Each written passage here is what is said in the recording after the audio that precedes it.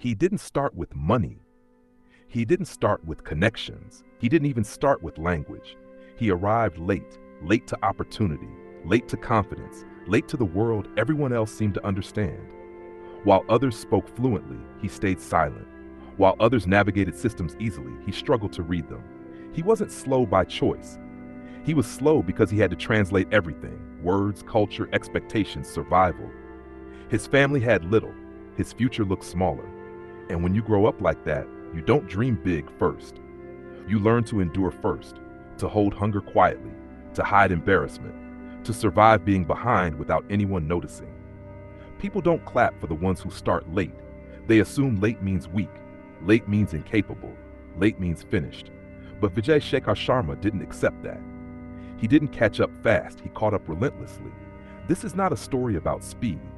It's a story about someone who began behind everyone else and refused to stay there. This is the story of Vijay Shekhar Sharma.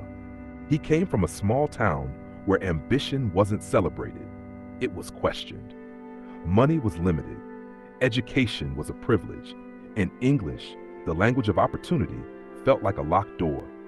When he left home, he didn't carry confidence, he carried pressure. He entered classrooms where everyone sounded prepared, where conversations moved too fast, where jokes landed before he understood them. He couldn't respond quickly. He couldn't argue. He couldn't belong. Not because he lacked intelligence, but because he lacked access.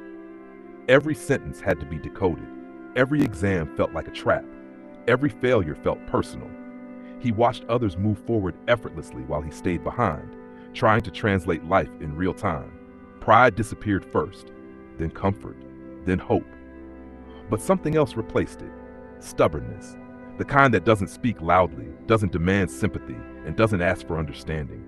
The kind that studies in silence while the world assumes you've already lost. He didn't catch up in weeks. He didn't catch up in months. He caught up through years of being invisible. And that invisibility, that quiet struggle, became his training ground.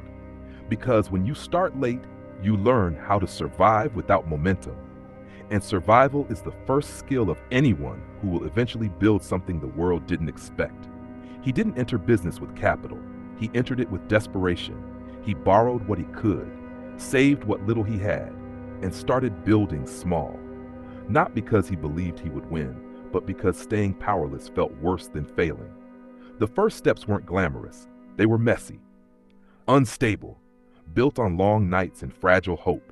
He wasn't surrounded by mentors. He wasn't invited into rooms. He wasn't part of the polished world that celebrated young founders. He was an outsider, trying to learn an industry that didn't wait for outsiders. But being late taught him something important. When you don't have advantages, you stop relying on them. He learned how to sell without confidence, how to negotiate without authority, how to work without reassurance. He learned how to build while still being underestimated. Every rejection reminded him that the world expected him to stay small, so he stopped asking for permission to grow. He focused on what India needed, not what investors wanted. A country with millions of people still stuck in cash, still excluded, still invisible to modern systems. He didn't see a market. He saw himself. Someone left behind by a world that moved too fast. And slowly, the idea began to form. If the system won't include you, build one that has to. Paytm didn't begin as a revolution. It began as a workaround. A simple tool, mobile payments, recharges, small transactions, built for people who were constantly excluded from traditional systems. Banks moved slowly. Paperwork moved slower. Millions of people lived outside the formal economy because the system demanded proof they didn't have. Paytm didn't ask for status. It asked for a phone. That was the difference. While competitors chased premium users, he built for the overlooked: small merchants, street vendors, students, families counting cash daily. The world didn't call it innovation, it called it small. But small is where the real demand lives. Growth came from trust, not marketing. A shopkeeper using it once became a shopkeeper using it every day. A family sending money once became a family depending on it. And when dependence begins, systems become permanent. Vijay Shekhar Sharma didn't build Paytm as someone who started early. He built it as someone who knew what it felt like to arrive late and find every door already closed. He designed Paytm for the people standing outside those doors. And because the audience was massive, the impact became massive too. Starting late didn't slow him down anymore. It made him see the market clearly because he had lived inside the problem. The world celebrates fast starters, people who speak fluently, people who enter early, people who look ready. But Vijay Shekhar Sharma wasn't any of those things. He didn't arrive with confidence. He arrived with struggle. He didn't speak the language of power. He learned it slowly, through embarrassment, through silence, through being underestimated. Starting late wasn't his disadvantage. It was his education. Because when you start behind, you notice what others ignore. You see the cracks in systems that were never built for you. And once you see those cracks, you can build something that fits where the system fails. Paytm wasn't born from privilege. It was born from exclusion. It wasn't built by someone who felt ahead. It was built by someone who spent years feeling left behind.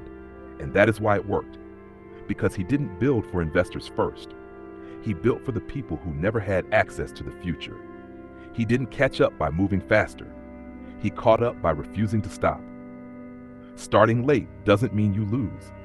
Sometimes it means you understand the world better when it finally becomes yours. Some people don't start early, they start behind, and every step they take forward is built on silence, struggle, and the refusal to stay there.